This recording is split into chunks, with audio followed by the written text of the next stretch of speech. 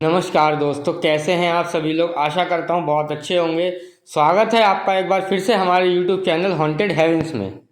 दोस्तों, आज के इस टाइम में बड़े बुजुर्गों की बातें कितना ज़रूरी होता है मान लेना, ये बात आज की इस कहानी में आप लोगों को बताऊंगा। दोस्तों, ये कहानी कोई काल्पनिक नहीं है बल्कि एक सत्य घटना पर आधारित है, जो कि आप लोगों के सर से लेकर पैर तक के रोंगटे खड़े करके रख देगी। आप लोगों को बुरी तरह से डरा के रख देगी, बल्कि ये सोचने पर मजबूर कर देगी कि वास्तव में क्या ऐसा भी हो सकता है, कभी हमारे साथ भी ऐसा ना हो जाए। कि अक्सर इस तरह की जो कहानियां होती है, जैसी मेरी कहानी होती हैं, आप लोग रात को लीड लगा के हेडफोन लगाकर कान में रात को सुनते हैं। आज एक ऐसी कहानी के माध्यम से मैं आप लोगों को समझा दूं कि क्या ऐसा हमारे साथ कभी हो गया तो क्या होगा।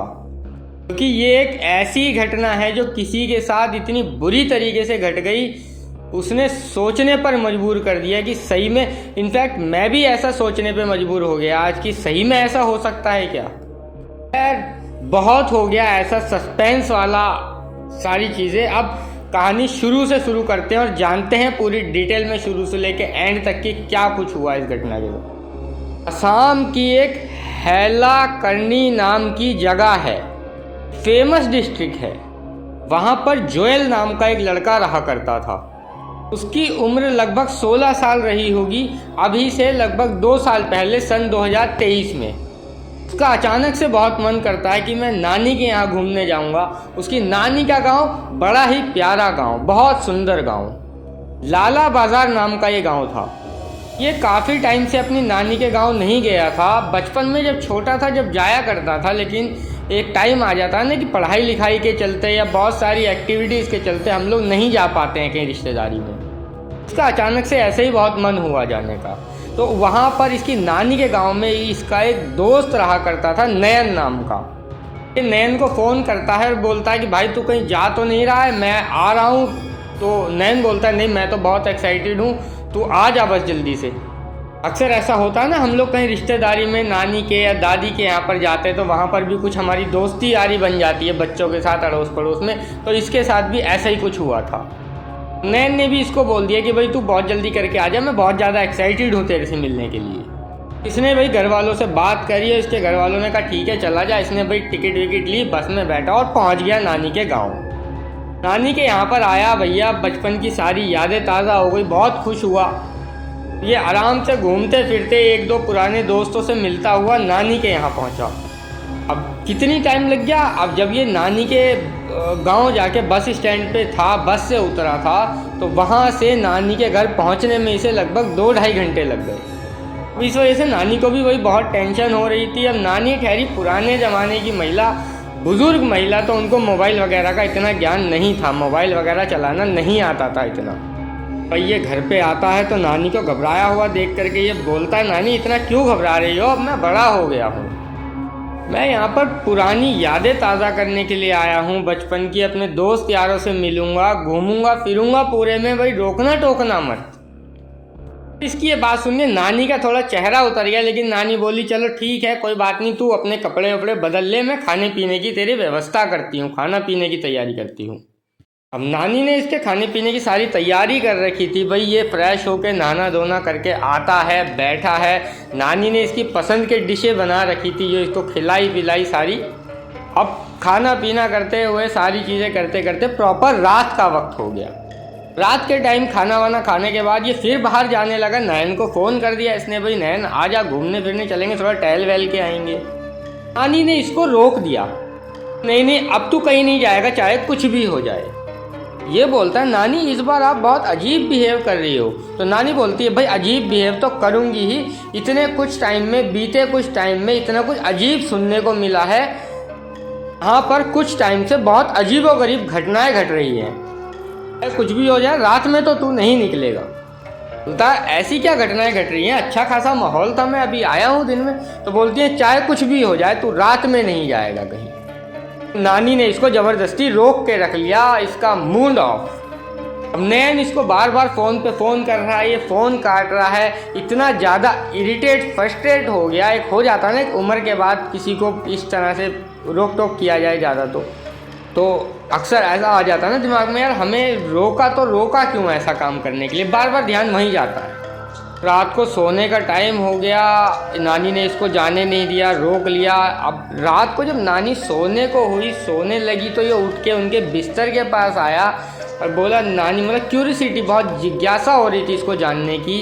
तो बोला कि नानी पहले बचपन में जैसे आप किस्से सुनाया करती थी वैसे ही सुनाओ, बताओ क्या चल रहा है, क्या कुछ घट रहा है गांव में जिसके चलते आपने मेरे को जाने नहीं दिया, मतलब ऐसी क्या चीज़ है जिस वजह से आप इतना डरी हुई हो, मुझे बाहर तक नहीं जाने दिया। नानी कहती है अच्छा ठीक है, आजा लेट बराबर में, मैं बताती हूँ तुझे। नानी इसको लेटने के बाद आराम से बताती हैं कि बेटा अभी कुछ टाइम से अपने गांव के बाहर में बराबर में जो एक बड़ा सा पेड़ है ना, जामुन का पेड़ है, और वहाँ पे कुछ अजीबोगरीब सी घटनाएं घट रही हैं। अक्सर लोग बाग जब रात बेरात वहाँ से गुजरते हैं तो उन्हें उस पेड़ के ऊपर से अजीबोगरीब चुड़ैल की आवाज़ें सुनाई देती हैं। साथ ही बहुत सारे लोग दावा भी करते हैं उन्होंने चुड़ैल को देखा भी है, चुड़ैल उन्हें दिखाई दी है, किसी के पीछे भागी है, किसी के बाल पकड़ के खींच के मारने की कोशिश कर रहा है। ये सुन के ये जोर जोर से हंसने लगा, बोला नानी चुड़ैल है वो, उसको ऐसे किसी को मारने की ज़रूरत क्या पड़ेगी, वो रेसलर थोड़ी है, हो ना हो वहाँ पर कोई नशा पत्ती करने वाले लोग आते होंगे, इसीलिए ऐसी अजीबोगरीब सी अफवाहें फैला के रखी हैं। मैंने ऐसा बहुत किस्से सुने हैं, बहुत मूवियों में देखा है कि कुछ ग्रुप के लड़के होते हैं जो उल्टे सीधे नशे पत्ती करते हैं, तो उन्हें एक अड्डा चाहिए होता है, तो ऐसे ही यहाँ पर भी उन्होंने किया होगा। तो वो लोग क्या करते हैं, किसी जगह के बारे में ऐसी उल्टी सीधी अफवाहें फैला देते हैं जहाँ पर नॉर्मल लोग जाने से डरने लगें, लड़कों का ग्रुप वहाँ पर आराम से अपना एंजॉय कर सके। हो सकता है कोई अपने गांव के हों या गांव के बाहर के हों जो वहां पर आते हों, रात बेरात खाना पीना नशे पत्ती करते हों और बेकार में अफवाह फैला करके गांव के सीधे साधे लोगों को डरा के रखा है। नानी बोलती है नहीं बेटा, एक तो वहां पे मर भी गया था। तो ये बोलता है क्या क्या बात कर रही हो नानी? नानी बोलती है हाँ सही बात कर रही हूँ, उसके बाल पकड़ के चुड़ैल ने उसे मारा था और 4 दिन के अंदर अंदर वो निमट गया, मर गया। ये बोलता ठीक है अगर ऐसा है तो सोचता हूँ नहीं जाऊँगा। इतना बोल के ये उठ के अपने कमरे में आ गया और सोचने लगा कि यार अगर नानी की बातों में 1% भी सच्चाई हो तो क्या होगा।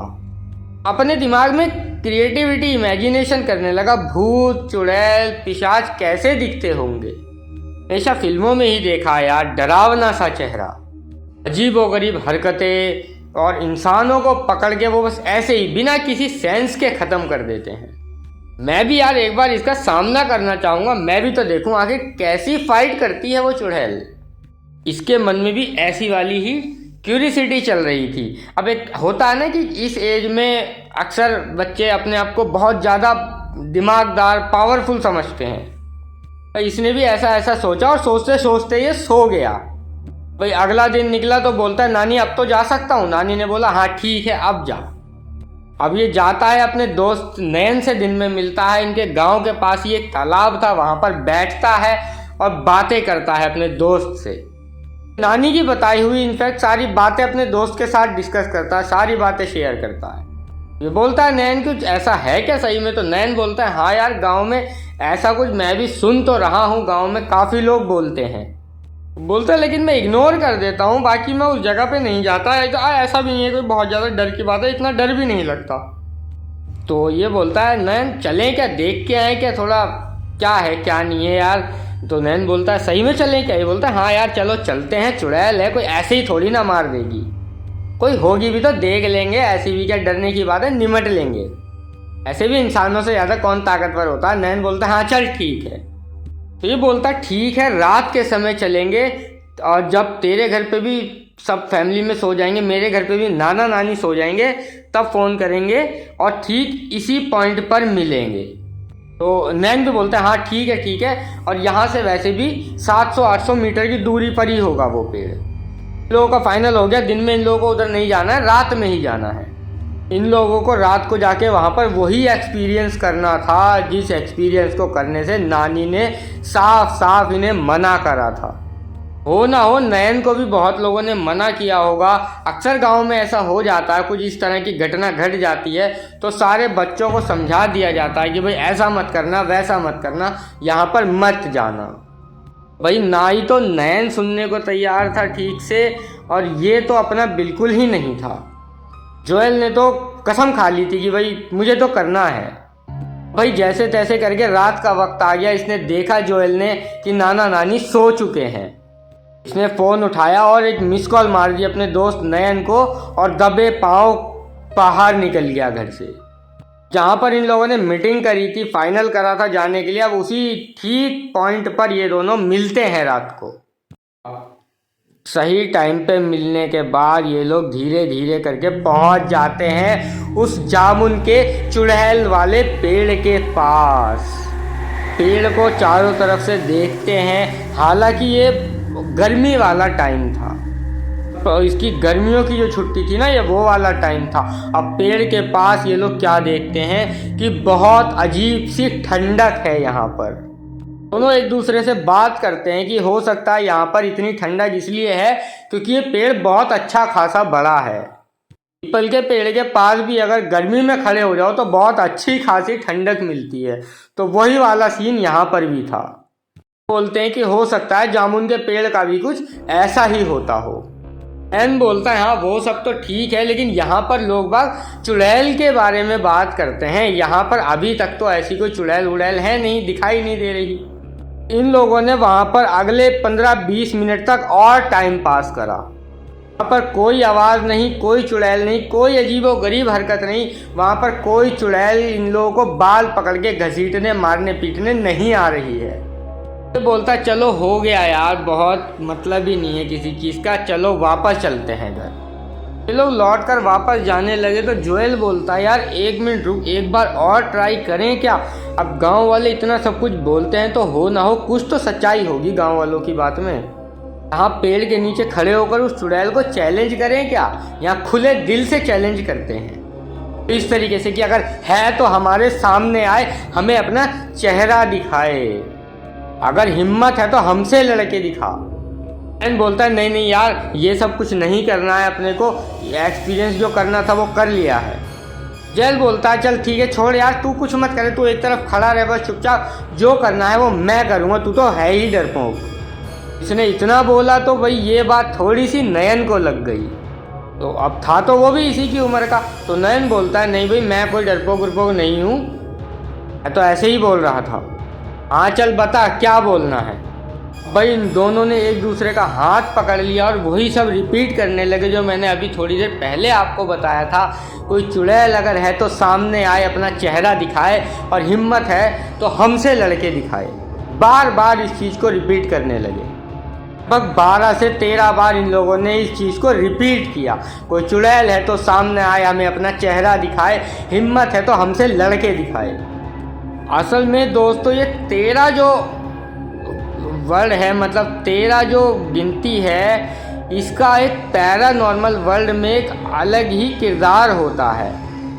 कई बार आप नोटिस करेंगे कि जो बड़ी बड़ी बिल्डिंगें होती हैं उसमें भी 13 नंबर का फ्लोर नहीं होता है। बहुत से लोग जब फ्लैट खरीदने भी जाते हैं तो 13 नंबर फ्लोर का फ्लैट नहीं खरीदते हैं, बचते हैं। ऐसा मैं नहीं कहूँगा कि कोई भी नहीं खरीदता है, लेकिन बहुत से लोग जो पैरानॉर्मल वर्ल्ड में इस तरह की चीज़ों में विश्वास रखते हैं वो बचते हैं, वो नहीं खरीदते हैं। लोगों ने भी ऐसी 13 बार उसको रिपीट किया।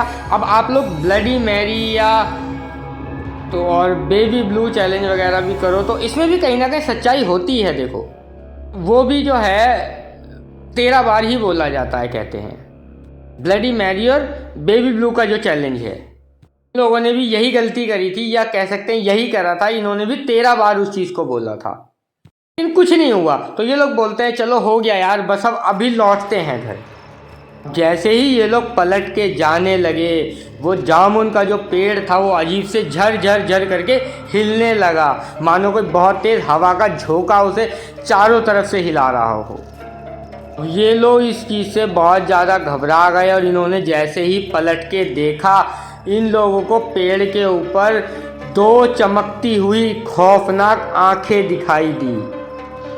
इन लोगों को एक बार को तो ऐसा लगा कि शायद कोई बंदर वंदर बैठा होगा पेड़ के ऊपर, क्योंकि बंदर जानवरों की आंखों में जो लाइट का रिफ्लेक्शन आता है तो इसी तरह से आंखें चमकती हैं। वो पेड़ से नीचे उतरने लगी मानो उल्टी छिपकली जैसे।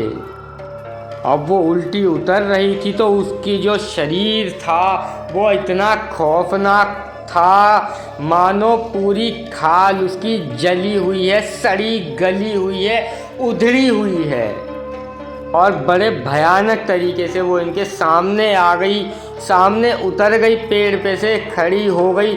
उसकी जीभ इतनी लंबी लपलपा रही थी निकल के, मानो किसी छिपकली की जैसे होती है, सांप की लंबी सी जीभ होती है। और वो जीभ इस तरीके से लहरा रही थी मानो इन दोनों को देख के इनका शिकार करने के लिए, इनको खाने के लिए वो बहुत बुरी तरीके से ललच रही है। पेड़ से उतर के इनके पास आ गई है और ये दोनों बस खड़े होकर उसे देखे जा रहे हैं। उसके शरीर से इतनी गंदी सड़ी हुई स्किन की बदबू आ रही है और पेड़ से उतर के वो इनके सामने आकर खड़ी हो गई। इतने में नैन बोलता है, जोएल खड़ा क्या है भाई, यहाँ से भाग।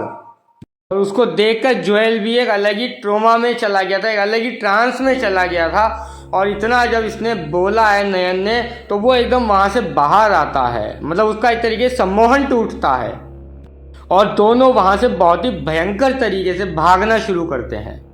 चुड़ैल भी इनका पीछा कर रही है और ये लोग भी भागे जा रहे हैं। भाई चुड़ैल ने एकदम हाथ बढ़ाया और नैन के बाल पकड़े और कटाक से खींच दिए। अब नैन के जब बाल उसने पकड़ के खींचे तो वहाँ से पूरे बाल उखड़ गए हैं। वो सर पे हाथ रख के भागते भागते अपने घर पहुँचा है, जैसे तैसे करके भागे हैं। भाई बच्चे हैं दोनों, नैन भाग के अपने घर और जोएल भाग के अपने घर। जोएल जब भड़बड़ाते हुए अपने घर के अंदर घुसा तो दादी ने देख लिया, बोली कितनी रात को कहाँ से ऐसे भागते हुए आ रहा है तू। अब इसने भाई पूरी बात नानी को बताई। नानी ने बहुत इसे अच्छे तरीके से सुनाई कि तू पागल हो गया है जोएल, तुझे मना करा था हमने, ऐसा मत करियो, वहाँ मत जाइयो। अब अगर कुछ हो जाता है तो क्या करेंगे हम लोग, अकेला घर का बच्चा है, उसने तुझे हाथ तो नहीं लगाया। अब इसने बोला नहीं हाथ तो नहीं लगाया, लेकिन नानी ने जैसे ही पूछा ये बात कि उसने हाथ तो नहीं लगाया तो ये अचानक थोड़ा सा डर गया। पूछता है क्यों नानी, अगर हाथ लगा लेगी तो क्या होगा। नानी बोलती है अरे भाई वो किसी को भी थोड़ा सा भी हाथ लगा लेती है, टच कर लेती है तो वो इंसान सड़ गल के मर जाता है। भाई नानी ने ये बोला तो ये बहुत बुरी तरीके से डर गया। नानी बोलती क्या हुआ सही बता, उसने तुझे हाथ लगाया क्या। बोला नहीं हाथ नहीं लगाया। तो नानी से ऐसे छुपाते हुए जा करके सो गया। और ये इस बात से बहुत डर रहा था कि इसके दोस्त को तो नयन को तो हाथ लगाया था, सोना तो बस नाम का था। ये आंख बंद करे करे बस कैसे भी करके रात कटने के इंतजार में था, पर वाले का नाम लेता रहा बस कैसे भी करके ये रात खत्म हो जाए। अब अगला दिन निकला। सुबह के 6 बजे अफरा तफरी में गांव के सभी लोग भाग रहे हैं इधर उधर, किसी तरफ तो जा रहे थे। तो ये उठा घबराया कि भाई क्या हो गया भाई। बाहर निकला तो क्या देखता है कि नैन के घर की तरफ सब लोग जा रहे थे। सब लोगों के साथ साथ ये भी पीछे पीछे चल पड़ा। तो वहाँ जाके देखता है तो क्या पता चलता है कि भाई नैन की मृत्यु हो चुकी है। नैन अपने घर पे पहुंचा था और सोते सोते ही खत्म हो गया बेचारा, उठ ही नहीं पाया। और जहाँ से उस चुड़ैल ने उसके बालों को पकड़ के खींचा था उस जगह बहुत बड़ा जख्म हो गया था। उसकी तकिया में पूरा खून भरा हुआ था बिस्तर में उसके। और ये सब देखकर भाई गांव के सभी लोग समझ चुके थे कि हो ना हो ये रात को गांव के उस जामुन के पेड़ के पास से आया था। मम्मी ने भी ये चीज़ सेंस कर ली थी कि भाई ये रात को ऐसे भागते हुए आया था। इन्हें बताया कुछ नहीं था, लेकिन फिर भी पता तो लग ही गया था कि ये कहीं से तो आया है कुछ करके। इनफैक्ट सभी लोग समझ गए थे, लेकिन जोएल तो कुछ बोल नहीं पाया, खाली अपनी नानी को ही बताया था। उसके अगले दिन मतलब उसके अपने दोस्त के अंतिम संस्कार वगैरह में शामिल होकर जोएल भी अगले दिन अपने घर आ गया और कसम खा लिया, भाई आज के बाद रात को ऐसे कभी टहलने भी नहीं निकलूँगा। आज इस बात को 2 साल हो गए हैं और आज भी ये रात को अपने घर से निकला नहीं है बिना किसी ज़रूरी काम के। आज भी रात को कभी मजबूरी में इसे निकलना पड़ता है तो अकेले नहीं निकलता, किसी के साथ निकलता है। और आज भी इसे डर बना रहता है कि वो कहीं चेहरा दोबारा इसके सामने आकर ना खड़ा हो जाए। इस पूरी घटना की जानकारी मुझे जोएल ने ही इंस्टाग्राम पर लिखकर भेजी। मैंने सोचा कि आप लोगों को भी सुनाऊं, एक अच्छी सीख मिलेगी और थोड़ा सा मनोरंजन भी ज़्यादा नहीं कह सकते यहाँ पर, क्योंकि किसी के साथ बहुत ही दर्द भरी दुर्घटना भी हुई थी साथ में। खैर, इसी नोट के साथ इस कहानी का यहाँ पर अंत करते हैं। अगर आप लोगों को कहानी अच्छी लगी हुई या कोई कमी पेशी लगी हो तो प्लीज़ कमेंट करके ज़रूर बताइएगा आप लोगों को कहानी कैसी लगी। अगर अच्छी लगी तो लाइक करें, सब्सक्राइब करना ना भूलें। अगर आप लोगों के साथ भी ऐसा कोई कोइंसिडेंस हुआ है तो हमें लिख भेजिए, हो सकता है हमारी अगला एपिसोड आपके अकॉर्डिंग बन रहा हो। तो कल फिर से मिलते हैं नए खौफनाक से एपिसोड के साथ। आज के लिए गुड नाइट, शुभ रात्रि, शब्बा खैर, जय श्री राम।